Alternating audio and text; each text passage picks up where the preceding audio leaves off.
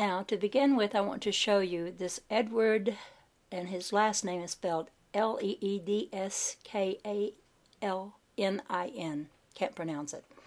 But he's the one who built the Coral Castle. Just a very small man, as you can see. And yet he must have known the secrets of how the pyramids were built or something. But I found it interesting. I'm going to read you this one little part here. He called it seeing chromosomes. And this is his words from something I found that he had written. This is for biologists. I can see chromosomes without a microscope. To see, I close my eyes and then I open one eye just a little to look at the blue sky. Then I can see chains of beads floating in the liquid in my eye. Some chains of beads are longer than others. Most of the chains are folded over in irregular shapes, and between several beads in a chain there's a bigger bead, and sometimes there is 1, 2, or more beads hanging outside the chain, and sometimes I can see 1, 2, or more beads floating separately. Each bead's center is light and the outside rim dark. If I open my eye a little more and look sharper, then I can see round, shining things running in every direction in jumpy paths. Some leave shiny wave like a path before they disappear. Each shiny thing is many times smaller than each smallest bead. They are not crowded. They all use the same speed, but the speed is a little too fast for good observation. To see finer things yet, I look at a gray cloud with the eye open until I see a darker spot.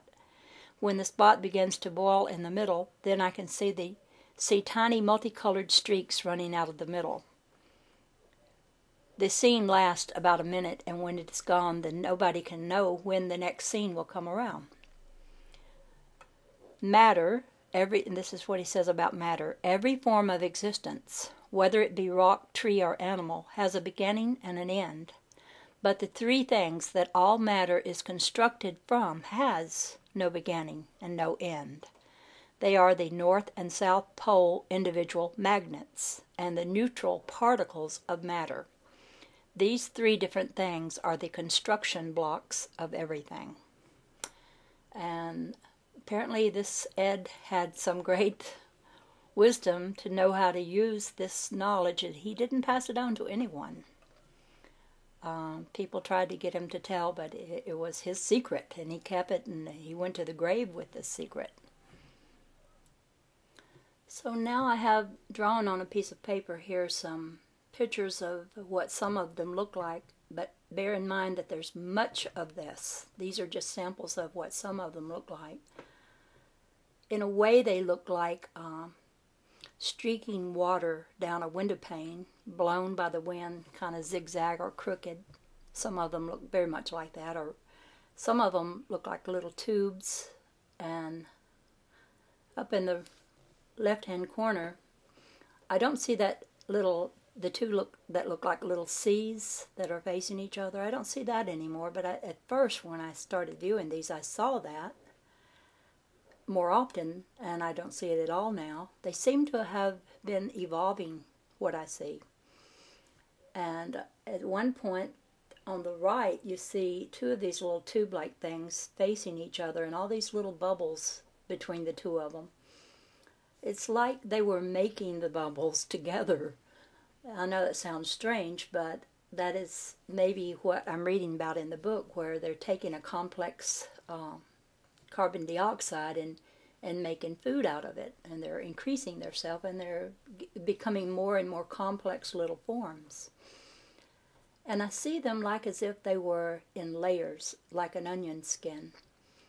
And some of these layers, they curve round like I'm seeing the edge of a big ball. I showed that in this picture, the one that curves, and they look so many different ways, but there's the same kind of looking things look in many different ways. Sometimes they look just like a twisted, knotty piece of string.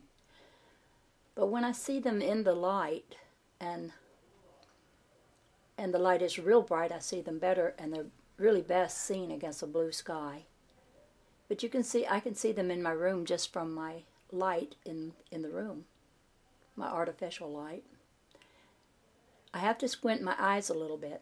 Now some people have said, well, you've just got these eye floaters, which is a condition that some older people get, maybe young people, I don't know, where they have scar tissue floating on the rim of their eye, and it impairs their vision.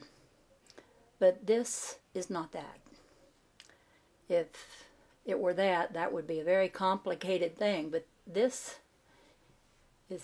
is too complex. It is complicated. There's so much that's there, it couldn't be simply scar tissue. So I've ruled that out. But yet I don't have anyone to talk to about this exactly, because that's what everybody thinks. You know, people want to assign meaning to something so they don't have to explore it any further. So I've really never really had anyone, except you guys, whoever's listening to me, I can talk to you. And that's why I'm doing it, because otherwise I just keep this in all the time, and it feels like it needs to come out of me just talking about it. And I think from reading this book and it talking about the subatomic microscopic zone of life, and I will read more about that. The book has more even to say about that. I think that what I'm seeing is something tinier than the tiniest thing any microscope has ever shown man. And it's at the level, okay, here's another picture that just popped up. When I look into the sun in the evening, I don't dare look into it at noon. It's too bright. But when the sun is down low in the sky or early in the morning, I can shut my eyes and open just a little crack of light to come in, you know, open my eyes so a little tiny segment of light comes in, and the light will bubble up like a satellite dish. I think I showed that in the first part of this. But it's hard to keep it round and open, because it's like a book. It just keeps folding and folding, and when I squint my eyes different ways, it will open up somewhat more, but it's really hard to keep it in the opened up place. And I just show this one blank, but actually this is full of those little segments of, I call them light filaments, for lack of a better word to say. It's full of them in detail, and I can see them better than I see them just in the light in the room or against the blue sky. When I see them through this sun's microscopic lens, I see them in this little round circle that will fold up like a taco sometimes, and sometimes it folds up like a scroll.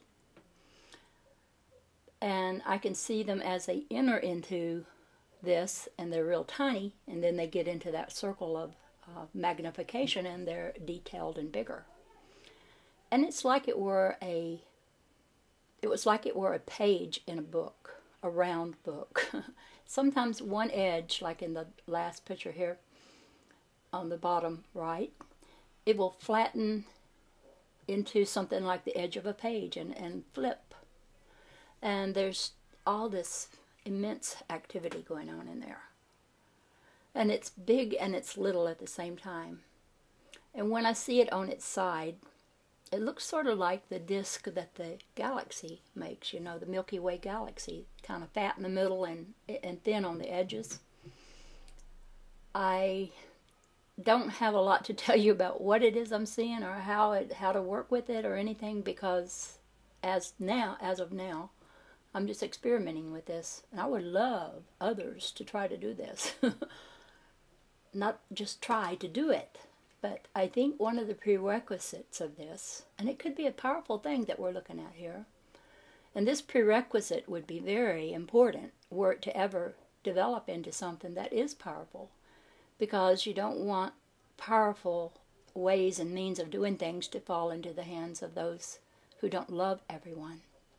So what I read earlier about seeing the Christ in everyone and loving your enemy and all this, that is part of this. You don't get to see this unless you are somewhat able to want at least to love everyone, even your enemies, even the worst of your enemies. All the Osama bin Ladens and all the Hitlers of the world, to love them, to be willing to love them into the light. And I will read more about it in the next video, because I'm about to run out of video here.